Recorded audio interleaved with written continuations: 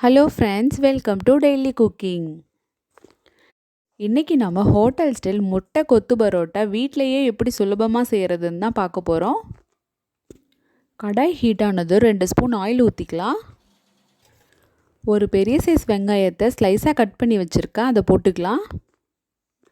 வெங்காயம் ஃப்ரை ஆகிற வரைக்கும் நல்லா வதக்கிக்கோங்க.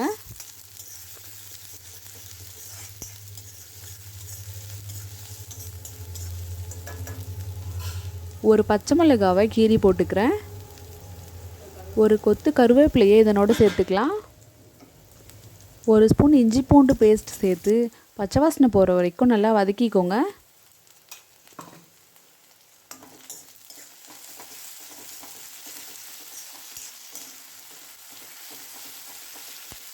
தக்காளியை பொடியாக கட் பண்ணி வச்சுருக்கேன், அதையும் இதில் சேர்த்துக்கலாம். 1/4 ஸ்பூன் மிளகாத்தூள் சேர்த்துக்கலாம். 1/2 ஸ்பூன் கரம் மசாலா சேர்த்துக்கலாம். எல்லாத்தையும் நல்லா வதக்கிட்டு 2 முட்டையை உடைச்சி இதில் ஊற்றிக்கலாம்.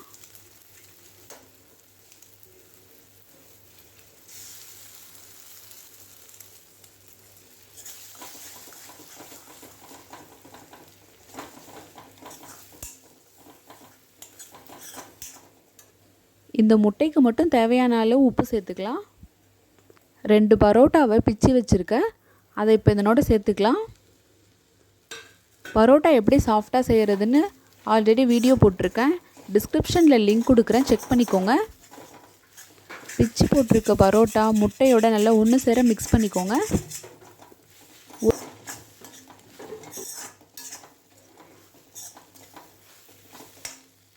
ஒரு கப் பரோட்டா சால்னாவை இதனோட ஆட் பண்ணிக்கோங்க.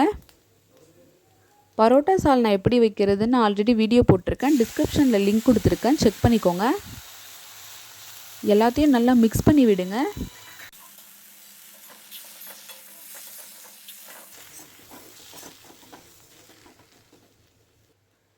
ஷார்ப்பாக இருக்கிற மாதிரி சில்வர் கிளாஸ் எடுத்துகிட்டு அதை வச்சு நல்லா கொத்தி விடுங்க.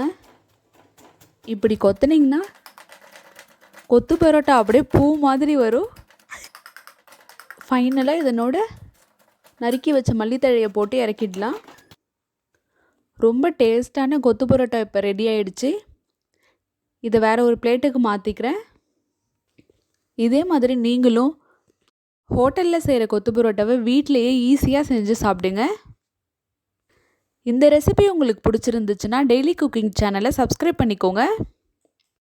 மேலும் பெல் பட்டனையும் ப்ரெஸ் பண்ணிக்கோங்க. நான் போடுற வீடியோஸ் எல்லாம் உங்களுக்கு நோட்டிஃபிகேஷனில் வரும்.